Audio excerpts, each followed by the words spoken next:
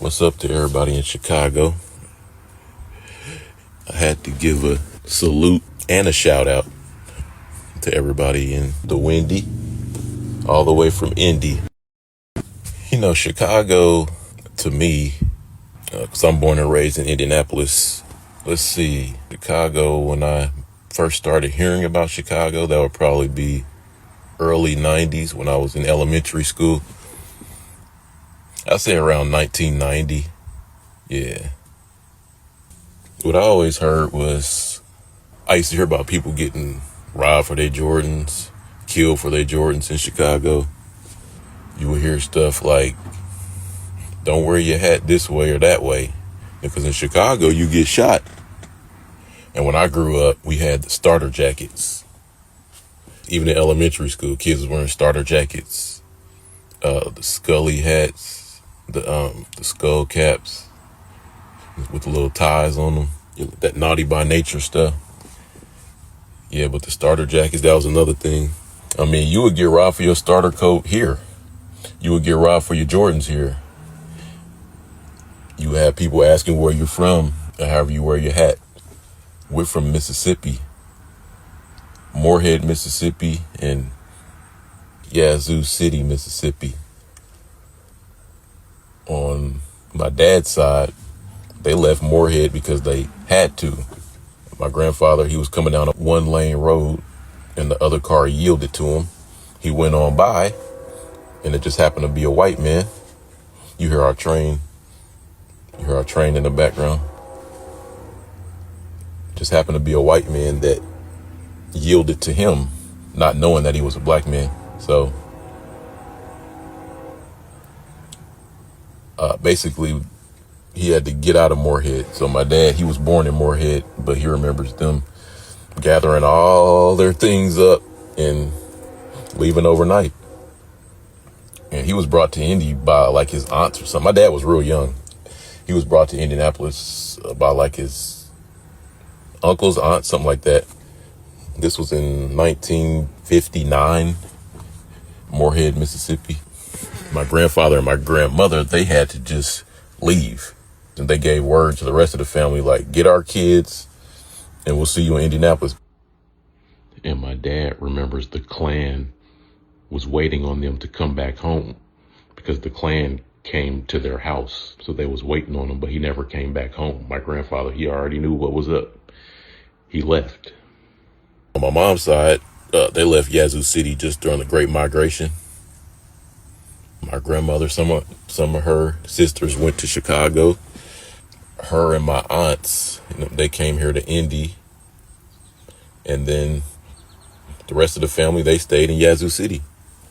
Yeah, so my grandmother, she came up here to Indy. And that's how my mom's side came up. Two Mississippi Indians, they found each other here in Indiana. So that's how I got here to Indianapolis. But this is a Chicago video, and my grandmother, really both sides of my family, we have relatives in Chicago. Dad's side, his relatives, when they left Mississippi, they went to Missouri, East St. Louis, Missouri. Then they went to St. Louis. We have relatives that went to Watts, California. We have relatives that went to Chicago. St. Louis, though, we have my dad, whenever he would be passing through, heading west or whatever, he would call his relatives in St. Louis. And it'd be like, hey, cuz, I'm coming through. So he would stop in. Yeah, he always tells us about our family in St. Louis. And then he's like, the people who went to St. Louis, East St. Louis, they went to St. Louis. Then they made their way up to Chicago. And then we have relatives in Gary. We have relatives in Gary, too. Because my dad, he had to go to a funeral up there one time.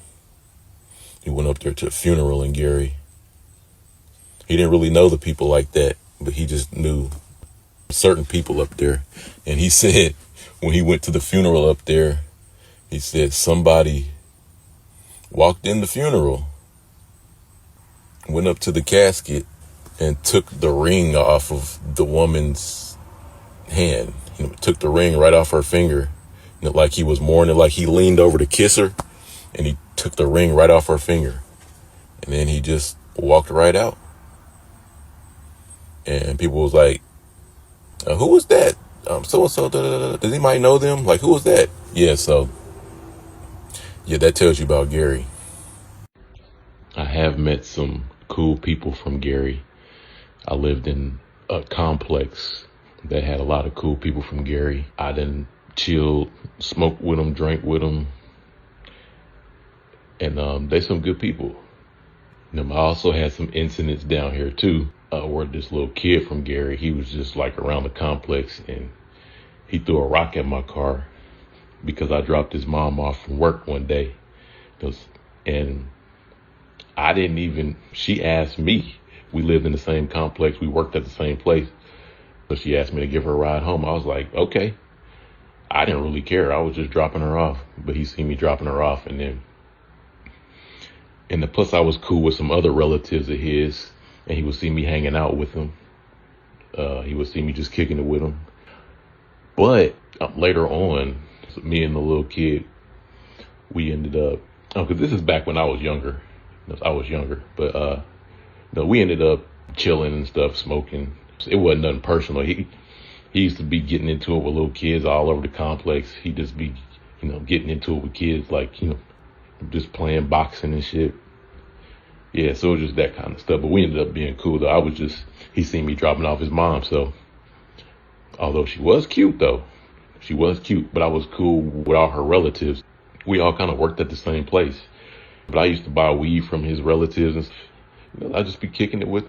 Yeah, so, it's some cool people from Gary. I just want to say that. I don't know my dad's relatives in Chicago, but he always tells me about what Chicago meant to him. He always talks about when he got out of the Marine Corps, the Black Stone Rangers. He was real cool with some Stone Rangers, and they wanted to recruit him, basically. My dad's a hard dude, man. He's one of those hard dudes from the 60s and the 70s, 80s. He was like 18 years old in 1970. So that tells you right there. He's one of those hard cats. On the west side, those Hallville dudes, man, that generation. There's so many of them dudes doing life in prison. And that's where my dad is from. He's from Hallville. We grew up on the east side. We're east siders, but his side of the family's from Hallville. Him, my aunts, my grandparents, my cousins. But yeah, the Stone Rangers, now the Black Pea Stones, they wanted to recruit him. And when he got out the Marine Corps, when they would be coming from Chicago, heading wherever, going to Kentucky or wherever, they would always stop through. And they would stop at my grandma's house. And they'd be like, yeah, tell him that we came through, and then we want to holler at him. And he was going a different path, though, when he got out of the military. Don't get me wrong, though. My dad was into a lot of stuff. Like, he did everything in the streets. Like, everything in the streets. But he met Huey P. Newton through a guy from Chicago. He met Huey P. and that happened through Chicago. Getting out the Marine Corps, he was just going a different way. He never linked up with the Black Stone Rangers. He tells us a story about one time he was coming out of a building in downtown Chicago, and it was a group of like 19 dudes standing around. And he was just coming out of the building. He was like, it was a lot of dudes just standing around, and they started walking up to him and like they was going to do something to him. He was like, oh shit, it's about to go down. He's a military guy. He's got black belts, and you name the style, he has a black belt in it. Like he trains people to fight. He trains people. He trains groups of men to fight. Like, he's a hard dude, but those group of people walking up to him. He's thinking they're gonna harm him, rob him or something. And one of the dudes is like, hey, I thought that was you. So I know that walk. You're the only person that walked like that. Yeah, so it was some guys who knew him from the military, basically, the Marine Corps. And him and my aunt, they went to the Marine Corps. My aunt, she passed away during the pandemic. Some guys who knew him from the Marine Corps walked up on him. And it might have been Stone Rangers. I don't know. He's told us a story, but yeah, but basically they were just coming over because one of the guys recognized him.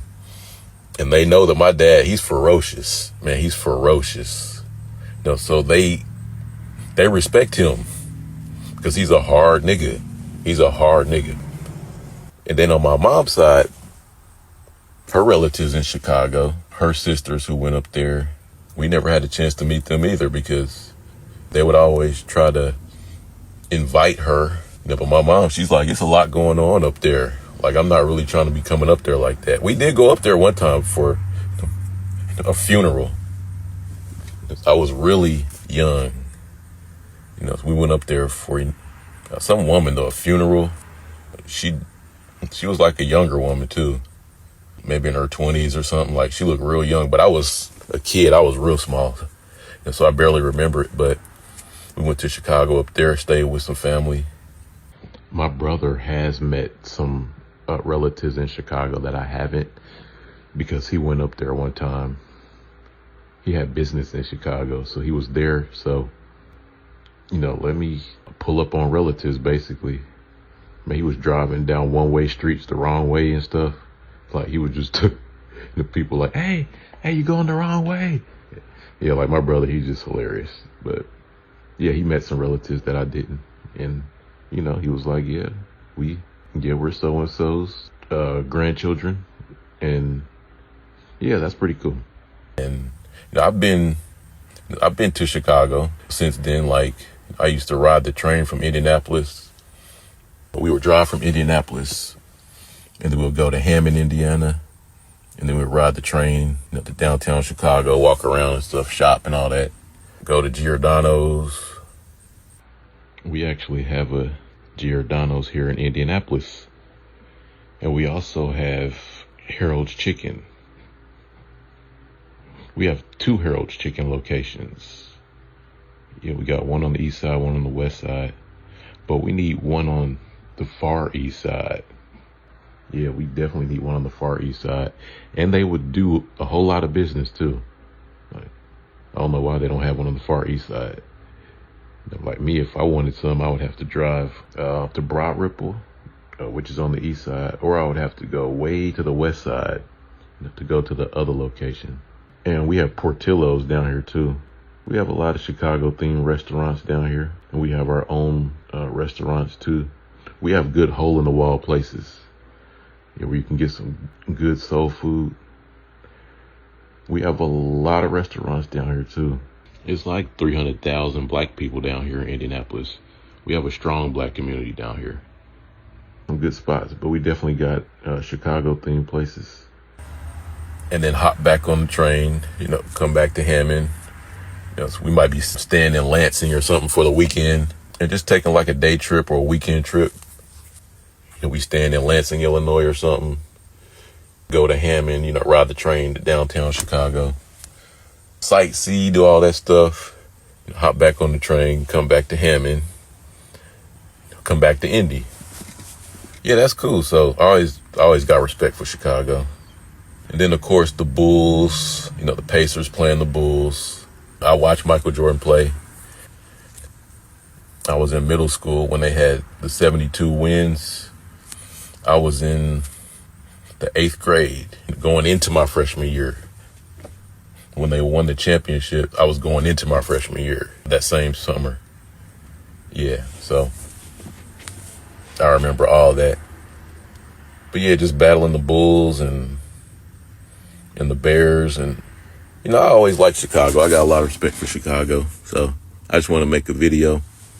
And then the music, like middle school, it was all about Do or Die, Twista, 1995, 1996. It was all about twisted and do or die. Crucial Conflict, Psychodrama, what else? Common Sense, Resurrection. And then now with the drill music, I always like those drill beats. All those drill artists, the Chiracology, all that stuff. And like the gangs too, that's another thing. Yeah, the gangs. Growing up here in Indianapolis, it's like middle school, high school, GDs and Vice Lords. And keep in mind, I didn't really know that that was a Chicago thing like that. It might sound crazy because it's like when you're a young kid, you don't know anything about that. Plus, we didn't have the internet. That was like a word of mouth type of thing. You either know or you don't know. But at school, really elementary school, it was just G's and, G this, G that, whole lot of GDs.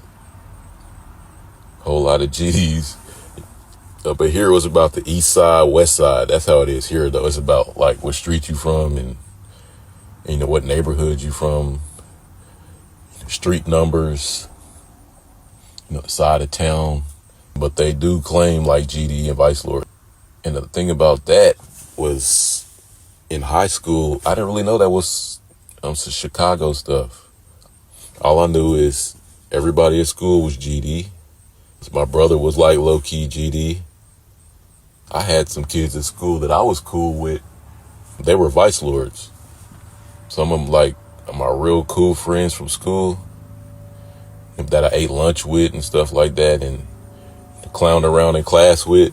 Yeah, like they were Vice Lords, but they never really talked about it like that. They would be like, "What up, peoples?" and all this stuff. You would hear the word "peoples," the people. And it's like they never talked about it though like that. It was majority GD, and then I do remember where the Vice Lords would get into it with the GDs, but not like groups of people. Just like it might be a GD kid versus a Vice Lord kid.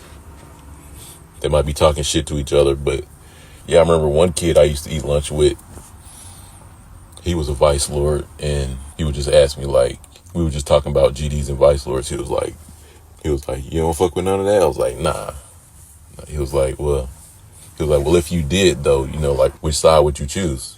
I was like, probably GD, because that's what my brother talked about.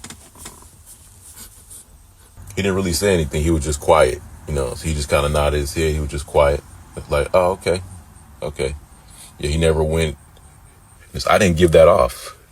People know that, I wasn't really fucking with that. You see people shaking up, all over school. I remember there was a GD kid that was on the school bus. He lived in the same complex we did, but he was GD, and he ended up getting killed by his homie because really they were trying to join the GD, like they was trying to get put on basically. And then whoever was putting them on, they had his friend backdoor him basically. They told his friend, like, if you want to fuck with us, you got to kill your homeboy. So he killed his homie. Yep, like that was in middle school too. We was middle schoolers. Yep, I remember that from middle school. When that happened, I was like, man, I'm cool on that. I was like, how could his friend kill him like that? And plus, we were just raised, we was kept away from all that stuff. But when you go to school, you can't avoid it, Like my friends, they wasn't GD. Like my main friends that I hung around, they wasn't GDs, but they would still shake up GD though. Because that's just how much it was just around, it was just around school like that. So all I knew about was GDs and Vice Lords, though. We didn't have no Bloods or Crips, none of that here. And I didn't know about the other gangs either. I never heard of BDs, never heard of MCs, Four Corner Hustlers, I heard of Stone Rangers because of my dad. And honestly, we probably would have been Stone Rangers. If my dad, if he would have really embraced that stuff, that's probably what we would have been raised as. We probably would have been Stones. I didn't know that was a Chicago thing until you start learning more. I heard about Larry Hoover. Now with the internet and drill music, you know all about that stuff now. But yeah, back in the 90s here in Indianapolis, there was a lot of shit going on. There was a lot of crackheads, a lot of violence just from crack. A lot of people making money off crack. Honestly, like, man, growing up, that's all I remember people doing, pretty much selling crack, selling weed, selling heroin. I just remember dudes hustling and dudes carrying guns. That's an Indianapolis perspective of Chicago. Salute to y'all.